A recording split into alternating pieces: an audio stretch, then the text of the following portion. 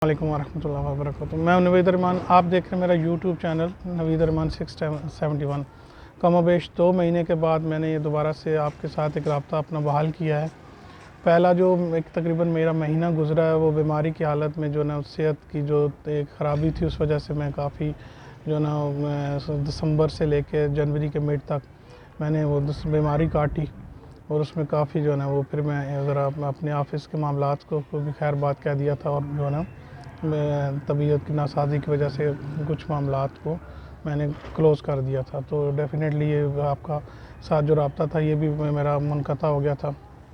फिर बीच में आके जो उतार चढ़ाव स्टॉक एक्सचेंज के थे उसको थोड़ा सा इलेक्शन से जो मामलात रिलेटेड चल रहे थे, उस वजह से भी मैंने उसके साथ थोड़ा सा स्टॉक एक्सचेंज से भी फिर पीछे हट गया।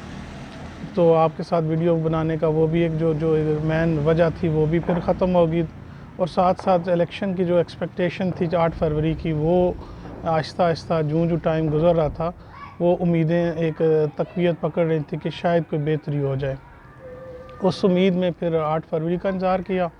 तो जो मेरी बीमारी के बाद जो एक मेरी रिकवरी हुई और फिर मैंने बीच का जो पीरियड है वो इस उम्मीद के साथ कि शायद इलेक्शन जो हो जाए तो फिर आपकी खिदमत में पेश हुआ जाए, तो उस नए एक अज़म के साथ और मार्केट भी यकीनन फिर एक डायरेक्शन पे चल पड़ेगी। तो आपके साथ अपने व्यूज़ पॉलिटिकल और साथ इकोनॉमिक जो रिलेटेड इश्यूज़ हैं वो डिस्कस करूँगा।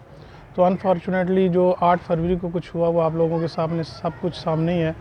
मैं भी बार बार एक बात रिपीट करता हूँ कि 8 जो ये पिछले इलेक्शन थे 8 फरवरी से पहले जो सेकंड लास्ट इलेक्शन है जिसमें भी वो भी रिगिंग इल्ज़ाम लगाया जाता है पीटीआई के ऊपर, इमरान खान की गवर्नमेंट को जो कहा जाता है कि वो भी इसी तरीके से आई थी जिस तरह की अभी ये नई PDM 2 बनने जा रही है। 2018 के गालबन जो इलेक्शन थे तो वो मैं कराची में था, तो उसमें मैंने जो वोट जिस तरह से कास्ट किए थे मैंने आप लोगों के साथ शेयर कर रहा था कि एक पॉलिटिकल पॉइंट ऑफ व्यू होता है। आप किसी एक धड़े को सपोर्ट कर रहे हो तो यकीनन फिर इलेक्शन के दिनों में आपका ये एक एज अ सिटीज़न राइट भी होता है कि आप एक्टिविटी जितनी भी अपनी एक डोमेन में रह के करते हो, तो वो एक्टिविटी फिर मैंने भी की थी। तो अपनी जो इन लॉज हैं मेरे, उनमें से माशाल्लाह बच्चे बच्चियाँ कुछ थी, कुछ मेरी कज़न्स वगैरह, वाइफ को मैं लेके गया तो वो मैंने जो वोट कास्ट करवाए थे वो तो ऑन रिकॉर्ड है। तो मेरे जहन में एक चीज़ थी कि मैंने आइंदा के लिए फिर इमरान खान के लिए किस तरीके से क्या करना है। तो एक हल्की सी वो एक जो जहन में एक खौफ की एक क्या कहना चाहिए एक एरिया होता है खौफ का, एक जो क्या कहना चाहिए कि दिमाग के अंदर आपके कुछ जो वसवसा कह लें या एक डाउट सा कह लें वो चल रहा होता है। वो बहरहाल एक था कि जी आइंदा के लिए इमरान खान के लिए कोई ज़रूरी नहीं कि मुझे कंपेन करने की भी ज़रूरत पड़े या उसको इस जैसे हालात हों। तो हू बहू वही हुआ कि जब ये इलेक्शन आए तो ये मेरे जहन में जो चीज़ थी मैं इसलिए बार बार शेयर कर रहा हूँ कि मुझे पता था कि इमरान खान को फिर शायद कंपेन की ज़रूरत भी ना पड़े। तो हू बहू ऐसा ही हुआ कि जब ये इलेक्शन आए तो इमरान खान साहब तो जेल के अंदर हैं, अडयाला में बैठे हुए हैं, तो उनके लिए कंपेन कौन करे। तो कंपेन हुई भी नहीं और उन्होंने जो जिस तरीके से फिर उनकी पार्टी ने आज़ाद उम्मीदवारों ने रिज़ल्ट दिया वो आप लोगों के सामने है। तो मेरी एक कोशिश थी कि चले मैं क्योंकि इमरान खान साहब का वो जो एक स्टैंड था पार्लियामेंट के अंदर कि अगर मेरे साथ कोई भी ना खड़ा हो और ये पार्लियामेंट भी मेरा साथ छोड़ दे तो मैं बहरहाल अवाम के पास जाऊँगा। तो मेरा वहाँ मेरी एक सोच जो यही थी कि अगर ये बंदा अगर हक़ पे है और क़यामत वाले दिन हमसे अगर पूछा जाता है कि आप इसके साथ क्यों नहीं खड़ी हो, तो मेरे पास क्या जवाब होगा। तो यकीनन उस चीज़ की को उस एक दलील को सामने रखते हुए अपनी एक हुज्जत सही करनी थी जो मैंने कराची में की। अब अपने एक आबाइश गाँव में जो मैं जहाँ वोट कर सकता था तो वहाँ वो फिर मैंने इरादा किया कि वोट कास्ट करने के लिए सुबह निकलूँ। रात को मैंने पूरी प्लानिंग की, रात को मैंने वोट कास्ट करने के लिए इरादा किया, मगर ये है कि मेरा तकरीबन से जहाँ मेरी रहाइश है वहाँ से मेरा गांव जो आबाई गांव है वो तकरीबन कम बेश 25-30 किलोमीटर है। तो रात की सेटिंग ऐसी हुई कि रात को हम नहीं जा सके क्योंकि बेगम साहिबा की भी वोट मेरी इस दफ़ा लकीली वो मैंने तो नहीं शिफ्ट करवाई, लास्ट टाइम मैंने कराची में की थी और अभी वो इस्लामाबाद में पिंडी में जो मेरा ये PP 50 गालबन 53 है, इसमें जो ना वो उनकी वोट रजिस्टर्ड थी। जब मैंने अब मैसेज करके चेक किया तो खुशी हुई कि चले मेरे साथ मेरी बेगम साहब वोट कास्ट करेंगी। तो विद फैमिली मैंने प्रोग्राम बनाया वोट कास्ट करने के लिए जाने के लिए। अपने कज़न वगैरह को, अपने जो भाई हैं सऊदी अरेबिया में, स्पॉन्सर वही करते हैं इस तरह की एक्टिविटीज़ को, तो उनसे भी मैंने स्पॉन्सरशिप मांगी।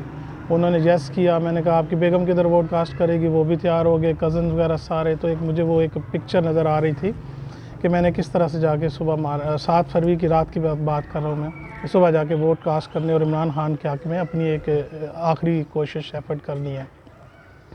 तो सुबह के टाइम जब निकलने की बारी आई 8 के बजे से पहले जब टीवी मैंने अपना ऑन किया, वो चेक किए न्यूज़, तो उसमें तो न्यूज़ आनी शुरू हो गई कि जी मोबाइल बंद हो रहे हैं, सर्विसेज बंद हो रही हैं। फिर मैंने ऐप ऑन की कैब मंगवाने के लिए, तो वो भी कोई सर्विस नहीं है।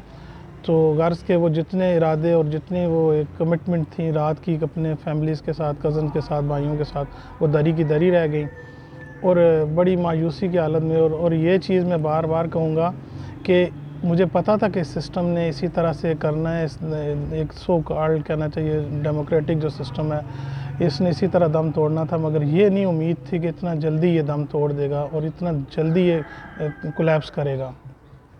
वो एक बरम रखने के लिए ये था कि चलें ये धोखा भी खा के देख लेते हैं।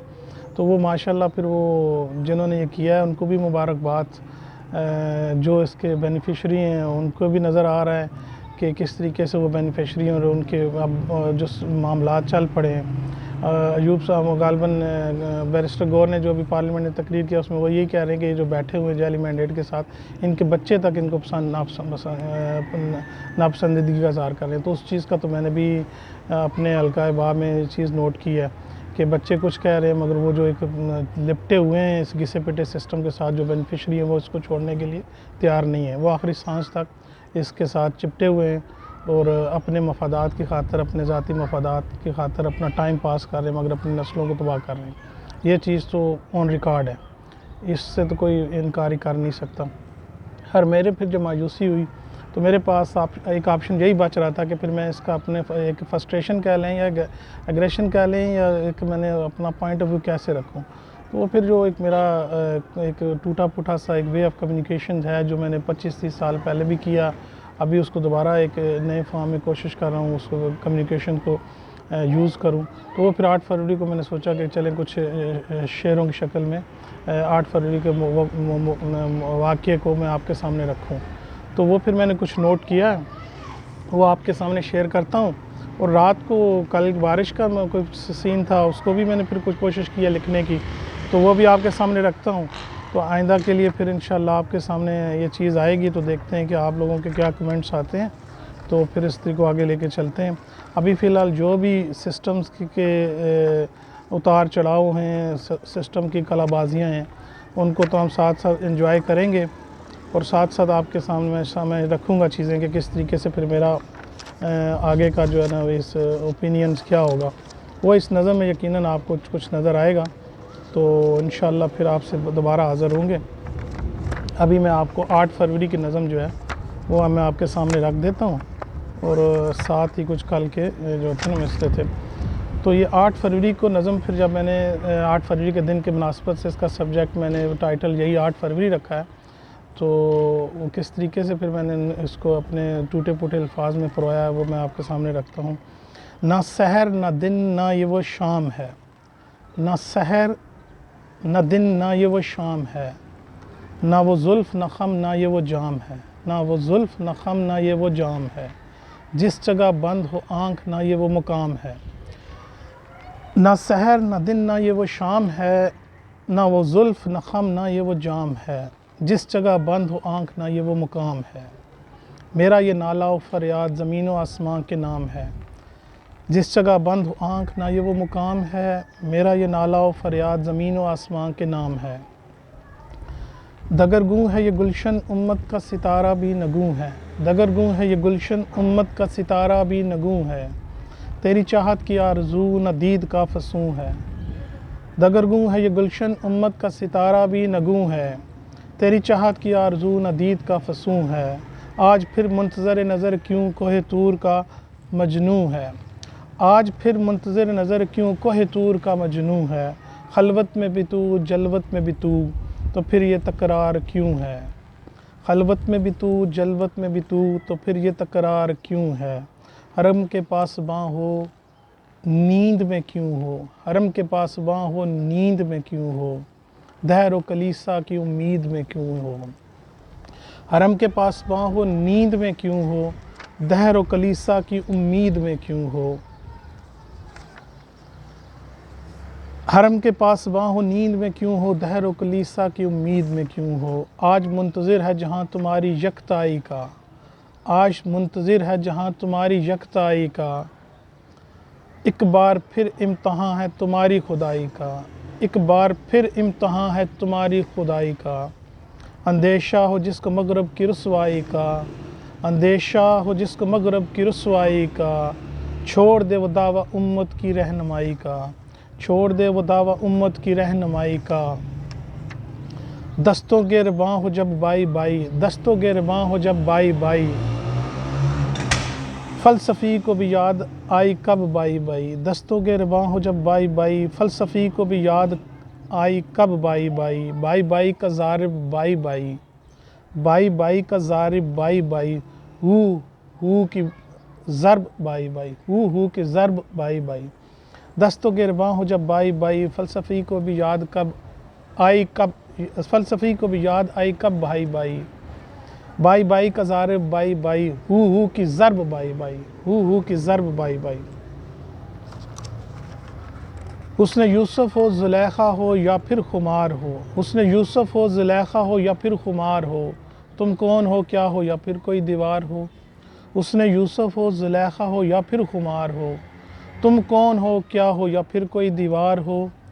गर तुम एक हो, गर तुम एक हो तो फिर क्यों बेशुमार हो, गर तुम एक हो तो फिर क्यों बेशुमार हो। शर्क व गर्क में क्यों फिर तुम ख्वार हो, शर्क व गर्क में फिर, शर्क व गर्क में क्यों फिर तुम ख्वार हो। ज़िद हो गुस्सा हो नफ़रत या फिर मोहब्बत, ज़िद हो गुस्सा हो नफ़रत या फिर मोहब्बत। तुम कौन हो क्या हो खसलत या फिर मोहब्बत। जुल्म हो इंतहा हो अदावत या फिर मोहब्बत, जुल्म हो इंतहा हो अदावत या फिर मोहब्बत। सब्र हो सिला हो अदालत या फिर मोहब्बत। तो इसमें अभी मेरी कोई तशनगी बाकी है। मैं इस नज़म को चाह रहा था कुछ थोड़ा सा मज़ीद इसको ऐड करूं, तो वो कुछ पिछले कुछ दिनों से कोशिश कर रहा था, मगर कल बारिश का समा था तो उस बारिश की थोड़ी सी मैंने उसको ज़रा जब इंजॉय करने की कोशिश की तो फिर कुछ मिसरे बने तो वो थोड़े से मुख्तलिफ हैं। इस नज़म की तो कंप्लीट है या नहीं है, या आप लोग कमेंट्स में काइंडली मुझे गाइड कीजिएगा कि इस नज़म को जो मैंने 8 फरवरी से रिलेटेड किया है इसमें क्या कमी कोताही है। ज़रूर आप मुझे गाइड करें, इंशाल्लाह मैं फिर उसको आगे मद्देनज़र रखते हुए मज़ीद उसमें कोई एडिशन अगर हुई कोई बंद की सूरत में तो मैं आपकी खिदमत में फिर पेश करूँगा। अभी मैं कुछ कल बारिश का समा था, बड़ा अच्छा माहौल था, कुछ उसको मैंने इन्जॉय किया। वो कुछ मिसरे हैं, कुछ कल जुमले जो मैंने टूटे फूटे लिखे हैं वो आपकी नज़र करता हूँ, तो फिर उस पर भी जो अगर आपने कोई रहनुमाई करनी है तो ज़रूर कीजिएगा। तो कल जो है एक आध जुमला तो मैंने लिखा है, आज जब बारिश बादल गरज रहे थे तो उसके 2-4 मिसरे हैं। बादल गरजे अबर बरसे ज़मीन तरसे, बादल गरजे अबर बरसे ज़मीं तरसे। दिल धड़के शोला बढ़के मकी तरसे, बादल गरजे अबर बरसे ज़मीं तरसे। दिल धड़के शोला बढ़के मकी तरसे। नूर बरसे चरिंद बोले परिंद बोले, नूर बरसे चरिंद बोले परिंद बोले। तूर तरसे उम्मीद बोले नवीद बोले, नूर बरसे चरिंद बोले परिंद बोले। तूर तरसे उम्मीद बोले नवीद बोले। शजर बोले बशर बोले, नज़र बोले कुफर बोले। शजर बोले बशर बोले, नज़र बोले कुफर बोले। बूंद बूंद बोल बूंद बूंद, फ़िक्र बोले कुफर बोले। बूंद बूंद बूंद बूंद, फ़िक्र बोले कुफर बोले। बूंद बूंद खुदा खुदा, बूंद बूंद खुदा खुदा। ज़िक्र बोले कुफर बोले। बूंद बूंद खुदा खुदा, ज़िक्र बोले कुफर बोले। बूंद बूंद जुदा जुदा, बूंद बूंद जुदा जुदा। इधर बोले कुफर बोले, बूंद बूंद जुदा जुदा जिधर बोले कुफर बोले, बूंद बूंद खुदा खुदा ज़िक्र बोले जिधर बोले, बूंद बूंद खुदा खुदा ज़िक्र बोले जिधर बोले। आखिर में मैं जिधर मेरा ख्याल ठीक रहेगा ताकि आप लोगों की तरफ से कोई फतवा भी ना आए, अदरवाइज़ आप जिसको इसको, क्योंकि मैं तकरार है तो मुझे बड़ा मैंने खूबसूरत इसको एंजॉय कर रहा था। बूंदें जो थी बड़ी, सामने जो कुछ इलेक्ट्रिक केबल्स होती है उन कुछ इस तरह से टेलीफोनिक केबल्स के ऊपर बूंद के कतरे हमेशा ही मैं बड़े एंजॉय करता हूँ। तो उधर अब सामने मैं देख रहा था तो बड़े अच्छे लग रहे थे। तो ऊपर एक मिसरा उसमें भी बंद से अलग से मिसरा बना है, वो पूरा शेर ही है, वो आपकी नज़र रखता हूँ। मगर लास्ट में जब इस बंद पे आया तो मैं तकरार के साथ इसको मैंने बड़ा एंजॉय किया और उसी सूरत में फिर आपके सामने रखा है। जो पहले शेर बना था वो मैं आपकी नज़र करता हूँ। बूंद बूंद बूंद बूंद से करे किनारा, बूंद बूंद बूंद बूंद से करे किनारा, तेरी यकताई का बरम न टूटे जबीं तर से। बूंद बूंद बूंद बूंद से करे किनारा, तेरी यकताई का बरम न टूटे जबीं तर से। एक और शेर था वो भी आपकी नज़र में मैं करता हूँ। कुछ स्पेशल गेस्ट कह लें, उनका सब बच्ची का थी, उन माशाल्लाह उसकी इंतज़ार में थे, तो उसका नाम ऐसा है कि वो नाम की मुनासबत से मुझे एक शेर बना है, वो मैं आपकी नज़र में कर देता हूँ। वो वैसे मैं सुनाना नहीं चाह रहा था मगर मेरी नज़र पड़ गई है तो मैं आपके सामने रख देता हूँ। शाम सहर की लाली वो पर तू तेरा, शाम सहर की लाली वो पर तू तेरा, शाम सहर की लाली वो पर तू तेरा, सरे राह है वो शफक नाज़नीन तर से। तो ये एक थोड़ा सा स्पेशल था, वो पर्सनल शेर है मेरा, मगर इसको मैंने आपकी नज़र में रख दिया क्योंकि ये भी वजह है इसकी, जो नज़म पूरी गज़ल कह लें, नज़म कह लें, उसमें ये सेंट्रल आइडिया कह लें मेरे हिसाब से। तो शाम सहर की लाली वो पर तू तेरा, सरे राह है वो शफक नाज़नी तर से। ये था एक कल का। और आज सुबह क्योंकि सूरज निकल रहा था तो उस पर भी कुछ मैंने कोशिश की है, कुछ चंद अशार वो भी है, वो मैं आपके सामने रखता हूँ। तो फिर आपसे इजाज़त भी लूँगा और इंशाअल्लाह नेक्स्ट फिर आपके कमेंट्स का इंतज़ार रहेगा और उसके बाद फिर इंशाअल्लाह अगली वीडियो में लेके आऊँगा जल्दी आपके सामने। अगर कमेंट्स आपके आते हैं कोई ऐसे तो कोई सिलाई, तो मैंने यकीनन उनको मद्देनज़र रख के उसमें कुछ एडिशन करनी है तो वो भी करूँगा। और थोड़ा सा लास्ट में मैं पॉलिटिकल जो एक भी इशूज़ से उसके हिसाब से मैं बात करूँगा, तो फिर मैं इसको वाइंड अप करता हूँ। ये आज एक टॉपिक सूरज निकला नज़म मैंने शुरू की है, उसके भी 2-3 शेर मैं आपके सामने रख देता हूँ। सूरज, क्योंकि आज ज़रा बड़ी मुश्किल से सूरज निकल रहा था, प्रेडिक्शन बारिश की या कल भी थी, परसों बारिश हुई है, कल ज़रा हल्की हुई है, कल की प्रेडिक्शन ज़्यादा की थी, आज निस्बतन कम थी और आज सूरज भी बड़ी मुश्किल से निकल रहा है। और ये जो सूरज निकलना होता है और छुपना होता है, ये मैंने आपको एक साथ पहली वीडियो जो मैंने शेयर की थी, लहू तरंग फितरत लहू तरंग है गाफिल न जल तरंग, तो अल्लामा इकबाल का कल परसों में दोबारा ये नज़म उनका वो बंद पढ़ रहा था, बड़े अच्छे लगे मुझे। तो सूरज निकलता है तो वो एक मेरे के लिए बड़ा एक दिलनशी मंज़र होता है। फितरत लहू तरंग है गाफिल न जल तरंग, तो मेरे अपनी वो एक कभी सूरज का निकलना कभी बादलों में छुपना, फितरत लहू तरंग है किरणें बता रही थी। ये मेरी एक नज़म है, उसका उन्वान भी मैंने लहू तरंग फितरत रखा था।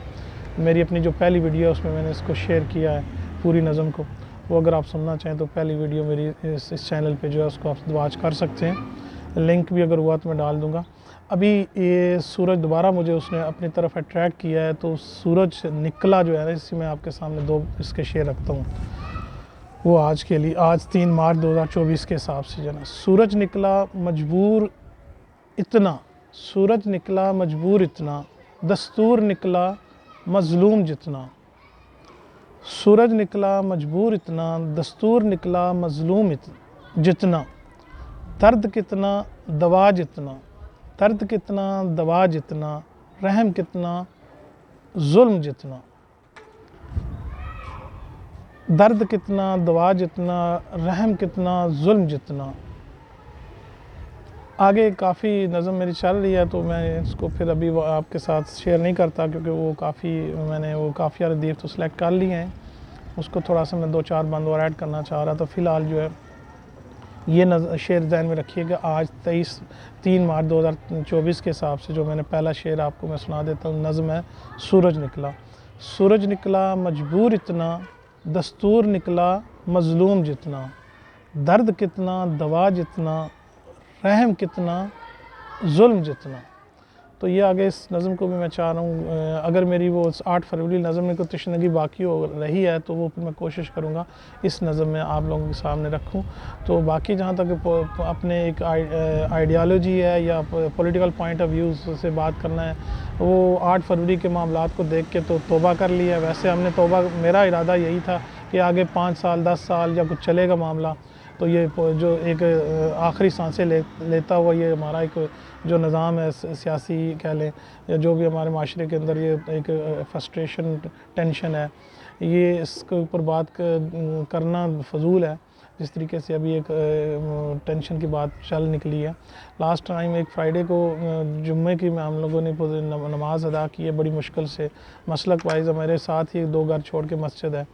मैं उन इमाम साहब से बात कर चुका हूँ काफ़ी सिलसिले में। वालदा की तरफ से बड़ी रिस्ट्रिक्शन थी कि आप जो ना इस मस्जिद में नमाज़ नहीं पढ़ा करें, मगर जब शादी का सामान था हमारे घर में, हमने अटेंड करनी थी शादी जुम्मे वाले दिन, तो बड़ी मजबूरी में जाके फिर वो मैंने शार्ट लिस्ट की कि यही मस्जिद चले, यहाँ से हम खुतबा, क्योंकि उनका टाइम लिखा होता 12:40, तो मुश्किल से हम गए, नमाज़ पढ़ी।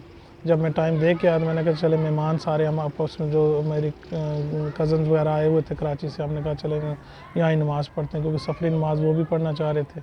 तो मस्जिद में जाके फंस के, अब वो 12:40 लिखा होता मगर वो खुतबा स्टार्ट होते होते तकरीबन 1:30 से 1:45 का टाइम हो गया। टेंशन बड़ी, मगर खुतबा जो उन्होंने दिया इमाम साहब ने, क्लास का खुतबा था। मैं कोशिश करूँगा उसका लिंक भी आपके साथ शेयर करूँ, क्योंकि वो वीडियो उनकी भी कैमरा ऑन था मोबाइल, तो वो भी मे बी यूट्यूब पे मिल जाए, तो मैं लिंक करूँगा उनसे इजाज़त लेकर। अगर यकीनन इजाज़त तो वो दे देंगे, लिंक ट्रेस करना है। उसमें बात उन्होंने एक की है वो मैं आप लोगों के सामने रख देता हूँ। वो भी एक मेरे लिए एक कहना चाहिए फतवा कह लें या जो भी कह लें, ऐसी जगह से फतवा आया है जहाँ से मसलक वाइज तो मस्जिद में जाने से भी डर लगता था, मगर बात तो सच थी, बात तो सच है, मगर बात है रुसवाई की। कि उन्होंने जो बात की, उन्होंने कहा कि हम सियासत पे बात इस तरह कर रहे हैं, अल्लाह माफ़ करे, जैसे हम सैलून पे चले जाएं, तंदूर पे चले जाएं, दर्जी के टेलर के पास चले जाएं, किसी भी दड़े पे बैठ जाएं, किसी भी होटल पे बैठें, तो हम ज़िक्र पॉलिटिक्स का इस तरह करते हैं जैसे हम अल्लाह और अल्लाह का ज़िक्र करें, अल्लाह माफ़ फरमाए। तो यकीनन ये चीज़ यहाँ तक ये ऐसी पहुँच चुकी है, तो वो तो फिर अब सियासत पे, ऐसी सियासत पे बहस करना फ़जूल है जिसका हासिल वसूल कुछ ला हासिल, बहस का तो कोई फ़ायदा नहीं है। तो वो मकसद यही था कि तौबा फिर मैंने करनी थी 5-10 साल बाद, क्योंकि एक था कि चले इसमें भी कोई भरम रखे इस सिस्टम का, इसके जो बेनिफिशरी हैं उन्होंने तो इस तरीके से इसकी बिल्डिंग्स को गिराया है कि अब इसने तो उठने का, इसके तो अंदर कोई गुंजाइश बचती नहीं है। चला के ले चलें, घसीट के ले चलें, तो जो देखते हैं कब कहाँ तक घसीट के ले चलते हैं, मगर यह कि अब इस सिस्टम को बचाने के लिए, सिस्टम को क्रिटिसाइज़ करना, वो यकीनन कोई किसी मेरे लिए तो जैसे बंदे के लिए ला हासिल बहस ही है। तो अपने एक टूटे पड़े अल्फाज के शक्ल में इस्लाही पॉइंट ऑफ व्यू से अल्लाह और अल्लाह के रसूल का जो पैगाम पहुँचाना होता है, वो कोशिश होगी कि ऐसा कोई पैगाम पहुँचाए जिससे ये मुत्तहिद कौम हो, जो शराज़ा बिखरा हुआ वो इकट्ठा हो। तो यही एक मेरा मकसद होगा, यही मेरा एक आइडिया है कि काम और बात ऐसे करें जिससे उम्मत मुत्तहिद हो, ना कि तफरकाबाजी की तरफ या इंतशार की तरफ जाया जाए। तो इंशाअल्लाह उम्मीद करता हूँ कि आप लोग सब मेरे साथ कनेक्टेड रहेंगे और मेरी रहनुमाई भी फरमाएँगे, और ये जो मेरे टूटे फूटे अल्फाज थे इस्लाही लिहाज से ज़रूर तनकीद कीजिएगा, पॉजिटिव तनकीद। यकीनन किसी भी बंदे के लिए किसी भी फील्ड में, किसी भी, और ख़ासकर इंटेलेक्चुअल पॉइंट ऑफ व्यू से, तो जो ये तनकीद पॉजिटिव होती है बड़ी इस्लाह का काम करती है। तो मैं उम्मीद करूँगा कि आप लोग मेरे साथ इस फोरम पे मेरे साथ अटैच रहेंगे, तो इंशाल्लाह आगे मैं किसी और अपने ताज़ा कलाम के साथ या कोई पुराना जो अगर कोई मेरा शेरी मजमूआ जो है उसमें से अगर मैं शार्ट लिस्ट करके आपके सामने आना हुआ तो इंशाल्लाह मैं जल्द आपकी खिदमत में हाज़िर हूँगा। तब तक के लिए इजाज़त दीजिए, अल्लाह हाफ़िज़।